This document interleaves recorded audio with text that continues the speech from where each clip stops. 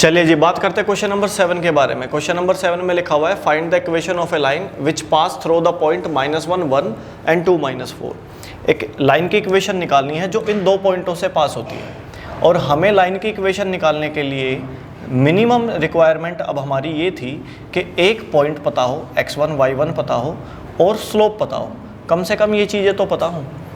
अब एक पॉइंट तो पता ही है, मुझे तो ऑलरेडी 2 पॉइंट पता है, हमें पता है 2 पॉइंट, और चाहिए था बस 1 पॉइंट।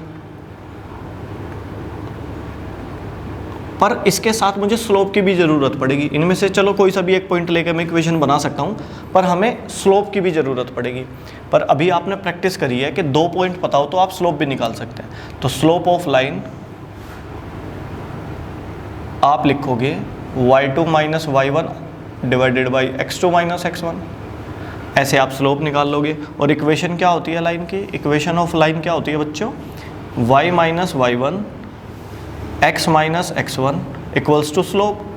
अब स्लोप आपने ये लिखा है y2 - y1 divided by x2 - x1। तो आप अपनी बुक्स में देखना, उन्होंने एक डायरेक्ट टाइप बना दिया कि अगर आपको किसी लाइन पर 2 पॉइंट पता है तो सीधे सीधे इक्वेशन ऑफ लाइन ये बता दी उन्होंने। इसमें से बीच से इस m को हटा दिया। इनडायरेक्टली m ही है। हम अब तक क्या पढ़ते हुए आए हैं? Slope of line equals to equation of line y - y1 divided by x - x1 equals to m। और ये m निकालने का ही तरीका है, हमने अभी तक एक्सरसाइज में यही तो सीखा है। स्लोप निकालने का फॉर्मूला अगर 2 पॉइंट पता हो तो ये इक्वेशन निकालने के लिए डायरेक्ट ऐसे भी लिख सकते हैं। बस गौर करने वाली बात क्या है, देखिए अब सबसे ज़्यादा इंपॉर्टेंट बात क्या है। अगर मान लो आपने डिसाइड कर लिया कि ये वाला पॉइंट x2 y2 है और ये वाला पॉइंट x1 y1 है, और स्लोप निकालने के लिए आपने इन कोऑर्डिनेट्स में से इनको घटाया, ठीक है जी, इनमें से इनको घटाया y2 - y1। आपने इसको डिसाइड कर लिया कि ये x2 y2 है और ये x1 y1 है, तो आपने इनमें से इनको घटाया। देखो y2 में से y1 घटाया, इसमें से इसको, फिर इसमें से इसको, तो ये वाला पॉइंट घटाया जा रहा है ना, तो यहाँ पर भी यही वाला पॉइंट घटाया जाएगा।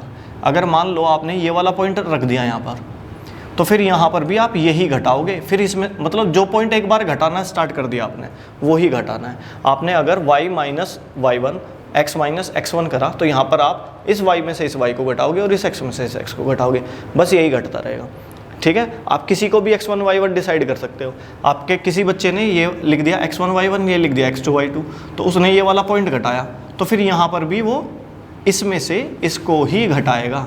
अब आपको ये बात थोड़ा सा हजम करनी पड़ेगी।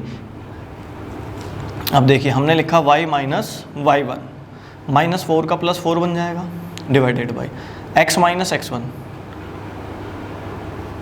-2, क्योंकि मैंने अब की बार इसको x1 y1 बनाया है, तो फिर मैं इसमें से ही इसको घटा के लिखूंगा। इधर भी 1 में से -4 घटाएंगे तो 1 + 4, और -1 में से 2 घटाएंगे तो -1 - 2 5 - 3।